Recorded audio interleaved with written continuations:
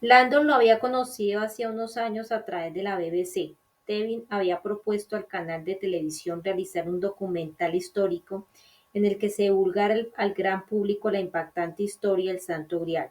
A los productores les encantó el planteamiento de Tevin, sus investigaciones y sus credenciales, pero les daba miedo que el tema resultara tan chocante y difícil de creer que la reputación de la cadena se viera comprometida.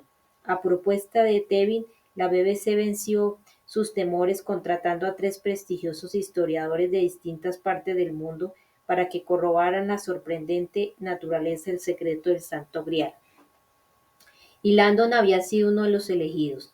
Para la filmación, le habían llevado hasta la finca de Tevin. Eligieron la opulenta sala de la mansión y empezó a contar su versión ante las cámaras, admitiendo su escepticismo inicial al tener conocimiento de la historia alternativa del Santo Grial, y describiendo a continuación que años de investigaciones le habían convencido de la verdad de aquella teoría. Finalmente, Landon acababa exponiendo los resultados de algunas de sus investigaciones, una serie de conexiones simbólicas que avalaban decididamente una tesis en apariencia controvertidas. Cuando el programa se emitió en Gran Bretaña, a pesar de la seriedad de sus participantes y de lo bien documentadas que estaban las pruebas, chocó frontalmente con el arraigado pensamiento cristiano popular y despertó al momento una tormenta de hostilidades. En los Estados Unidos no llegó a emitirse, pero sus repercusiones resonaron a través del Atlántico.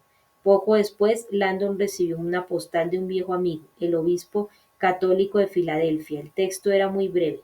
Ed to Robert. Robert, ¿estás absolutamente seguro de que podemos fiarnos de ese hombre?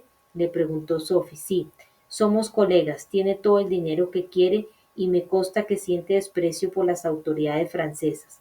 El gobierno le cobra unos impuestos desorbitados por haber comprado una casa catalogada como parte del patrimonio histórico.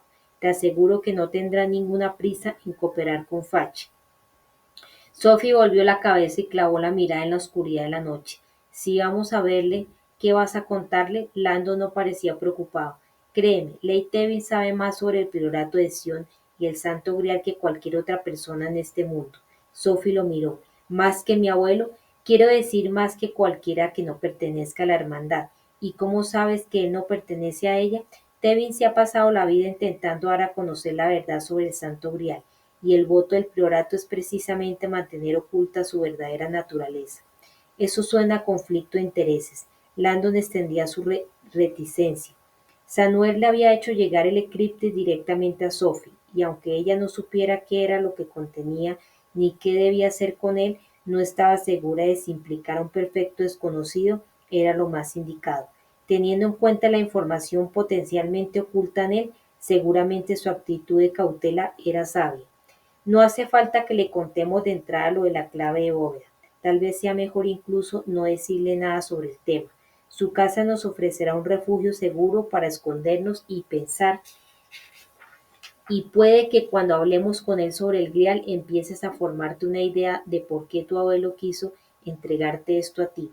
A nosotros, corrigió Sophie. Landon sintió cierto orgullo y volvió a preguntarse por qué Samuel lo habría incluido también a él. ¿Sabes más o menos dónde vive el señor Tevin? Su finca se llama Chateau Villet. Sophie se volvió y abrió mucho los ojos incrédula. ¿El Chateau Villet? Sí, ese. Tienes buenos amigos. ¿Conoces la finca? He pasado por delante. Está en la zona de los castillos, a unos 20 minutos de aquí. Landon frunció el ceño. ¿Tan lejos? Sí. Así que te da tiempo de contarme de una vez qué es en realidad el Santo Grial. Landon se quedó un instante en silencio. Te lo contaré en casa de Tevin. Él y yo no, nos hemos especializado en diferentes aspectos de la leyenda, así que con la información de los dos podrás conocer toda la historia. Sonrió. Además, Tevin ha dedicado su vida entera al Grial y al oír la historia de sus labios es como si el propio Einstein te contara la teoría de la relatividad. Esperemos que a Ley no le molesten las visitas a horas intempestivas. Por cierto, no es Ley. A secas es Sir Lane. Landon había cometido aquel error solo una vez. Tevin es todo un personaje. La reina le nombró Sir hace unos años por un completísimo trabajo histórico que realizó sobre la casa de York. Sophie lo miró. Estás de broma, ¿no? ¿Me estás diciendo que vamos a visitar a un caballero? Landon esbozó una extraña sonrisa. Vamos a la busca del Grial, Sophie. ¿Quién mejor que un caballero para ayudarnos? El Château-Villiers, que ocupaba una extensión de 74 hectáreas, estaba situado a 25 minutos del noroeste de París, cerca de Versalles, proyectado por François Mansart en 1668. Para el conde de Honfleur era uno de los castillos históricos más significativos de la región parisina. Dotado de lagos rectangulares y de unos jardines diseñados por Le-Notre, el Château-Villiers era, como su nombre indicaba, algo más que una mansión. Aquella finca muchos la conocían como la Petite Versailles. Landon detuvo el furgón blindado a la entrada del camino de acceso, que tenía casi 2 kilómetros de extensión, detrás de una impresionante verja de seguridad. La residencia Shirley Tevin se recortaba sobre un prado en la distancia. Un cartel atornillado a los barrotes dejaba las cosas claras para quien supiera inglés: Privet Propiet, no trespass. Como para proclamar que su hogar era una isla británica, Tevin no solo había puesto los carteles en su idioma, sino que el intercomunicador estaba colocado a la derecha, es decir, en el lado del copiloto en toda Europa menos en Gran Bretaña. Sophie miró aquel aparato mal puesto con extrañeza. ¿Y si alguien viene solo? No hagas preguntas. Landon ya se había encontrado en aquella situación. A Tevin le gusta que las cosas sean como en su país. Sophie bajó la ventanilla. Robert, es mejor que hables tú.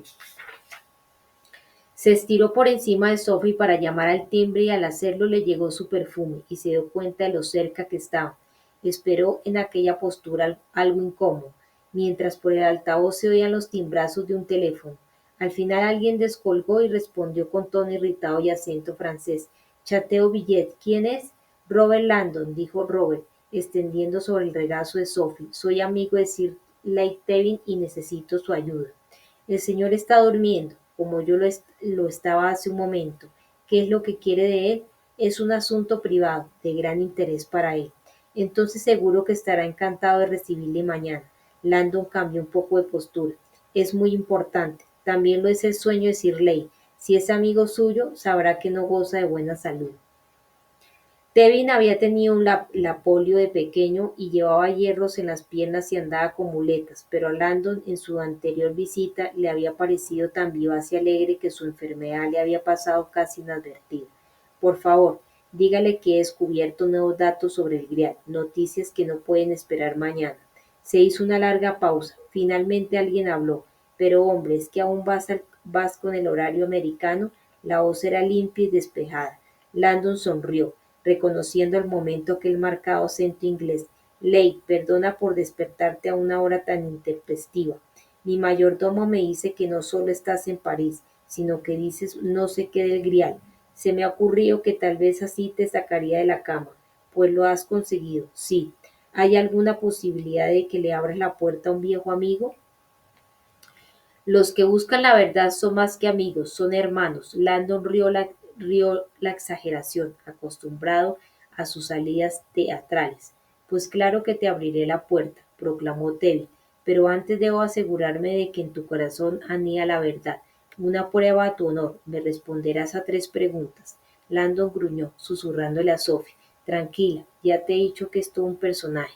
Primera pregunta, declamó Tevin con voz de oráculo. ¿Prefieres té o café? Landon sabía qué opinaba Sir Leigh sobre el café americano. Té, respondió Earl Grey.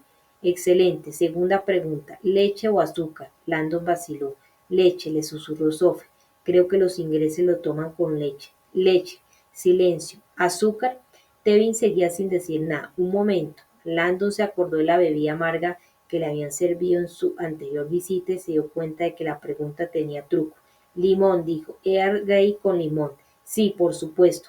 Tevin parecía estar pasándosele en grande. Y finalmente debo hacerle la pregunta más trascendental. Hizo una pausa antes de proseguir en un tono muy solemne. ¿En qué año estronó un remero de Harvard a otro de Oxford en Henley? Landon no tenía ni idea, pero se le ocurrió que si se lo preguntaba solo podía ser por algo. Seguro que algo tan ridículo no se ha producido jamás. La verja se abrió con un chasquido. Tu corazón está limpio, amigo mío. Puedes entrar. Monsieur Werner, al gerente de guardia en el Banco de Depósitos de Zúrich, le tranquilizó oír la voz del presidente al otro lado de la línea. ¿Dónde estaba? La policía está aquí. Todos le están esperando. Tengo un pequeño problema, le dijo con tono de preocupación. Necesito que me ayude inmediatamente. Tiene usted algo más que un pequeño problema, pensó el gerente. Habían rodeado por completo el edificio y amenazaban con hacer venir al capitán de la policía judicial en persona con la orden judicial que el banco había exigido. ¿Cómo puedo ayudarle, señor? El furgón blindado número 3, tengo que encontrarlo. Desconcertado, el gerente comprobó la tabla de envíos. Está aquí, aparcado abajo, en la zona de carga. No, los dos individuos a los que busca la policía lo han robado. ¿Qué? ¿Y cómo han podido salir? No puedo entrar en detalles por teléfono, pero tenemos un problema que podría acabar siendo muy perjudicial para el banco. ¿Qué quiere que haga, señor? Quiero que active el sistema de localización para emergencias del furgón. El gerente miró el panel de control que había al otro lado de la habitación. Como muchos vehículos blindados, todos los furgones del banco disponían de un dispositivo de seguimiento controlado por radio que se activaba a distancias de la entidad. Él personalmente solo había tenido que usarlo en una ocasión, tras el secuestro de un vehículo, y el funcionamiento había sido impecable. Había localizado su paradero y había transmitido automáticamente las coordenadas a las autoridades. Sin embargo, esa noche tenía la impresión de que el presidente esperaba que todo fuera un poco más discreto. Señor, supongo que es consciente de que si activo el sistema de localización, el dispositivo informará simultáneamente a las autoridades de que tenemos un problema. Verne se quedó un instante en silencio. Sí, ya lo sé, hágalo de todos modos. El furgón número 3, no cuelgo. Necesito su localización tan pronto como la tenga. Enseguida, señor. 30 segundos después, a 40 kilómetros de allí, oculto bajo la carrocería del furgón blindado, un diminuto transmisor empezó a funcionar. Al enfilar el camino sinuoso y flanqueado por álamos, Sophie notó que los músculos se relajaban. Qué alivio dejar atrás la carretera, y además se le ocurrían pocos sitios más adecuados para desaparecer del mapa de aquella finca privada y cerrada, propiedad de un simpático extranjero. Giraron al llegar a la glorieta de la entrada y el Chateau-Ville apareció ante sus ojos, a su derecha, con sus 3 plantas y sus al menos 60 metros de longitud. El edificio tenía una fachada de piedra gris envejecida, iluminada por focos, que contrastaba con los jardines impecablemente cuidados y con los plácidos estanques. Empezaron a encenderse algunas luces. En vez de llevar el furgón hasta la puerta principal, Landon aparcó en una especie de cobertizo destinado a tal efecto que había entre unos setos. Mejor no arriesgarnos a que nos vean desde la carretera, dijo, o a que Leigh se pregunte por qué llegamos en un furgón destartalado. Sophie estaba de acuerdo. ¿Y qué hacemos con el cripte? Supongo que no deberíamos dejarlo aquí afuera. Pero si Leigh lo ve, seguro que querrá saber qué es. No te preocupes, le respondió Landon, que empezó a quitarse la chaqueta mientras se bajaba del furgón. Envolvió con ella la caja y la cogió en brazos como si fuera un bebé. Con cuidado, dijo Sophie, insegura. Tevin no sale a abrir la puerta, prefiere hacer una aparición más espectacular. Ya encontraremos un sitio para guardarlo antes de que llegue. Hizo una pausa antes de proseguir. En realidad, tal vez deba advertirte antes de que lo conozcas. Sir Leigh tiene un sentido del humor que ama mucho a la gente. Le resulta raro. Sophie dudaba de que, después de todo lo que le había pasado aquella noche, algo pudiera parecerle raro. El sendero que llevaba hasta la entrada era un mosaico de cantos rodados. Moría, moría junto a una puerta labrada de roble y cerezo con un picaporte de bronce del tamaño de un pomelo. Antes de que Sophie tuviera tiempo de agarrarlo, la puerta se abrió. Un mayordomo estirado y elegante apareció tras ella, alisándose el smoking y ajustándose la pajarita blanca que por lo que se veía acababa de ponerse. Parecía tener unos 50 años y era de rasgos refinados. Su expresión austera no dejaba lugar a ninguna duda. No le agradaba nada la presencia de los visitantes. Sir Leigh bajará enseguida, declaró con marcado acento francés. Se está vistiendo y prefiere no recibir en camisola. Me llevo su abrigo, añadió mirando con la frente arrugada la chaqueta que Landon llevaba hecho un ovillo entre sus brazos. No, gracias, estoy bien. Claro que está bien. Síganme, por favor. El mayordomo les guió por un lujoso vestíbulo de mármol hasta una sala decorada con un gusto exquisito y tenuemente iluminada con lámparas victorianas de pantallas rematadas en borlas. El aire olía antiguo, aristocrático, a tabaco de pipa, a hojas de té, a jerez mezclado con el aroma húmedo de la piedra. En la pared del fondo, entre dos relucientes armaduras de cota de malla, había una tosca chimenea, lo bastante grande como para asar un buey entero. El mayordomo se acercó a ella, encendió una cerilla y la acercó a unos troncos dispuestos sobre leña menuda. El fuego no tardó en arder, se incorporó y se alisó la chaqueta. El señor desea que se sientan como en casa, dijo, antes de desaparecer. Sophie no sabía en cuál de aquellas antigüedades sentarse, en el diván renacentista de terciopelo, en el balancín con patas de águila, en uno de los dos bancos de piedra que parecían sacados de algún templo bizantino. Landon sacó el críptico de la chaqueta, se fue hasta el diván y deslizó la caja de palisandro por debajo, metiéndola bien para que no se viera. Acto seguido sacudió la chaqueta y se la puso, pasándose las manos por la solapa. Se sentó en aquella pieza de museo y sonrió a Sophie. Bueno, pues en el diván entonces, pensó sentándose a su lado. Al contemplar el fuego que ardía en la chimenea y sentir el agradable calor que desprendía, tuvo la sensación de que a su abuelo le habría encantado aquella estancia. De las paredes, forradas de madera, colgaban pinturas de los viejos maestros franceses, y entre ellas reconoció una de Poussin, uno de sus pintores favoritos. Desde la repisa de la chimenea, un busto de Isis tallado en mármol observaba la sala. Debajo la diosa egipcia y dentro del hueco del hogar, dos gárgolas de piedra hacían las veces de morillos y abrían mucho las bocas, revelando unas gargantas huecas, amenazadoras. Las gárgolas siempre habían aterrorizado a Sophie cuando era niña, hasta que su abuelo le había curado de aquel temor llevándolo a los tejados de la catedral de Notre Dame un día de tormenta. Princesa, mira estas tontas criaturas, le había dicho señalándoles aquellas bocas que chorreaban agua. ¿Oyes el ruido extraño que sale de sus gargantas? Sofía sintió, sin más remedio que esbozar una sonrisa ante aquel sonido burbujeante. Están gargareando, continuó su abuelo, haciendo gárgaras, de ahí es donde les viene su ridículo nombre. Y Sophie ya no había vuelto a tenerles miedo nunca más.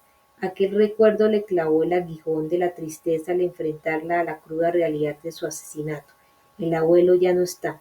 Visualizó el críptico bajo el diván y se preguntó si Leite sabría abrirlo, o si deberíamos planteárselo siquiera. Las últimas palabras del abuelo de Sophie le habían indicado que se pusiera en contacto con Landon, pero de involucrar a nadie más no había dicho nada. Necesitábamos un sitio donde escondernos, se dijo a sí misma, y decidió confiar en el buen juicio de Robert. Sí, Robert, atronó una voz a su espalda, veo que viajas con una doncella. Landon se levantó y Sophie imitó al momento. La voz provenía a lo alto de una escalera que serpenteaba hacia la penumbra de la segunda planta. Arriba se intuía una silueta que se movía en la penumbra. Buenas noches, gritó Landon. Permíteme que te presente a Sophie Neville. Es un honor, respondió Tevin, moviéndose hacia la luz. Gracias por recibirnos, dijo Sophie, que ahora veía que aquel hombre llevaba hierros en las piernas, usaba muletas y bajaba peldaño a peldaño. Sabemos que es muy tarde. Es tan tarde, querida, que ya es temprano, se rió. Vos es Americain. Sophie negó con la cabeza. Parisien. Su inglés es magnífico, gracias. Estudié en el Royal Holloway. Eso lo explica todo. Tevin seguía descendiendo entre sombras. No sé si Robert le habrá dicho que yo le hice casi al lado en Oxford. Sonrió dedicando a Landon una sonrisa burlona. Claro que también solicité mi ingreso a Harvard por si acaso. Su anfitrión llegó al final de la escalera y a Sophie le pareció que tenía tan poco aspecto de caballero como Sir Elton John, corpulento y rubicundo. Shirley Tevin era pelirrojo y tenía unos ojos marrones vivaces que le brillaban cuando hablaba. Llevaba unos pantalones de pinzas y una camisa ancha de seda bajo un chaleco de cachemir.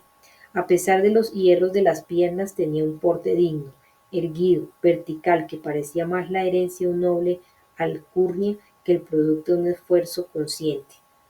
Tevin se acercó por fin a ellos y le tendió la mano a Landon. Robert, veo que has perdido unos kilos. Landon sonrió. Pues me parece que los has encontrado tú. Tevin soltó una carcajada y se dio unas palmaditas en la barriga. Tosh, mis únicos placeres carnales últimamente parecen ser los culinarios. Se volvió hacia Sophie, le sostuvo la mano, hizo una ligera reverencia y le rozó los dedos con los labios. Milady.